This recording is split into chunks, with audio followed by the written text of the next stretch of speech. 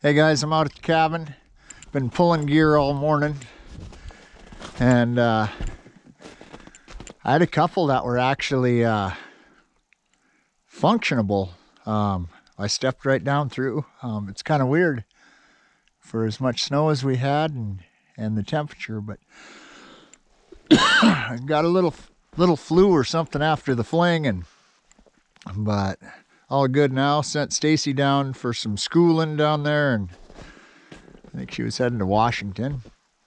Sent her off this morning, and then out I came, and so I've been pulling gear. I picked up number 6 a couple days ago, I guess. I had a guy send me a text, and his text went something to the fact that I pulled an animal out of one of your traps. If you want it, come over and get it.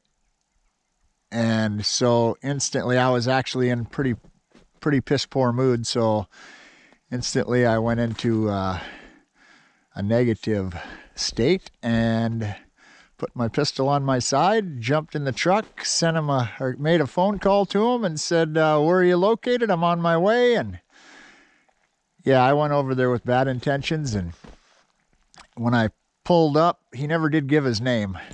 He just said he shot it seen it along the trail, shot it, and took it. So it's illegal in Alaska to mess with anything in a trap. And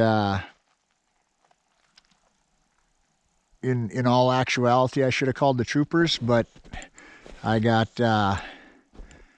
just drove over to his house, and when I showed up, there was a young kid in the front yard with a Red Ryder BB gun shooting at a can, and so I calmed down pretty quickly, and then an old guy comes walking out of the garage and then goes back into the garage, and he comes walking back out, and he walks up and introduces himself, and it ends up being an old trapper that trapped out here in the 60s and 70s. So it was pretty cool. He didn't remember me, but I had met him before, probably 15 years ago. He's in his 80s. But anyway, he said there was a lot of people out here, and he thought it would just be best if he dispatched it and brought it in.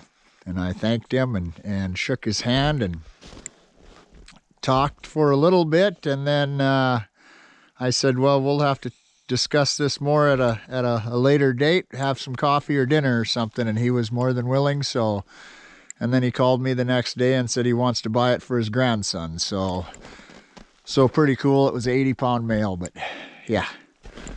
So you guys, when I bring my traps in, most of the time the wax paper stuck to them. So I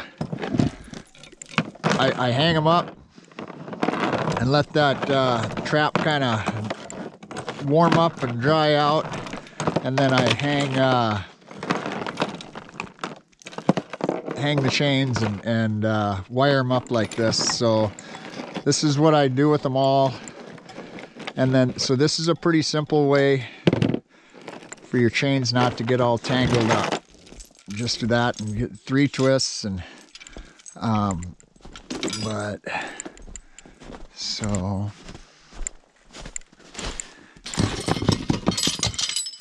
yeah, so that bait down there on the towards the Tanana there, I've picked up 2. I think the other one was around 80 pounds too. I can't really remember, but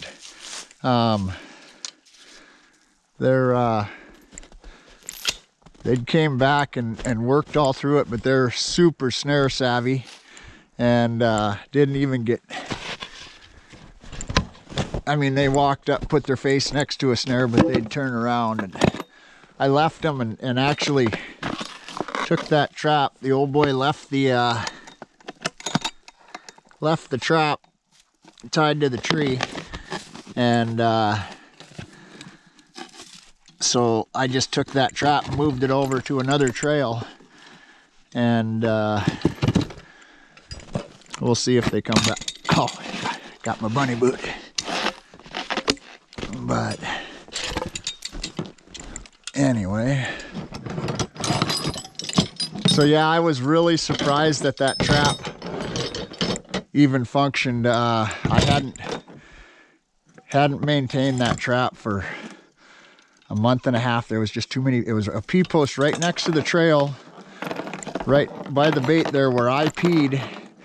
And then when the wolves came back, like the second time, I had a wolf come in from behind. Didn't come down the trail, he came in from the river and snuck up behind that post, not from the trail. So I just put that in his track on the back side, and it seemed like it worked.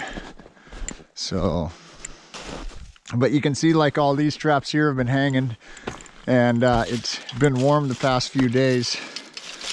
So that's one thing I hate about those MBs, is that trigger system hooks up on the chains. But you see how the paper all comes off right now, so I'll be able to wire up all these and put them away, and then so they'll go into here after I wire them up. But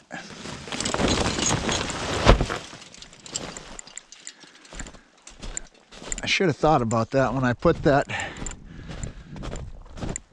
trap box right there, because this is where I always hang them, so it's kind of a pain in the butt. Might have to change something up there, but so that'll be my my goal. But I got to go over and get that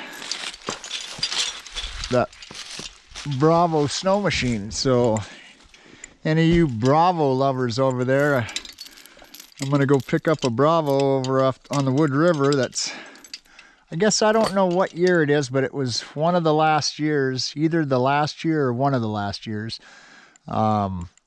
But it's got 400 miles on it. It's been garage kept, and an old couple had it, and that was kind of their backup machine, and I've talked them into keeping it for a long time, but they want to get rid of it now, and kind of breaks my heart, because that was my backup sled when I was over there. So, but they're gonna sell it, and I don't want it. I got enough sleds, so I'll probably end up walking from over there now. But we got a beautiful day. Holy cow. So didn't see much sign except for marten across the flats, and one wolverine. But you can see the overflows creeping down the creek. So Eric's in with all his crew. He's got a bunch of people in. I think they're going to cut some firewood. And so, but, well, I better get to work.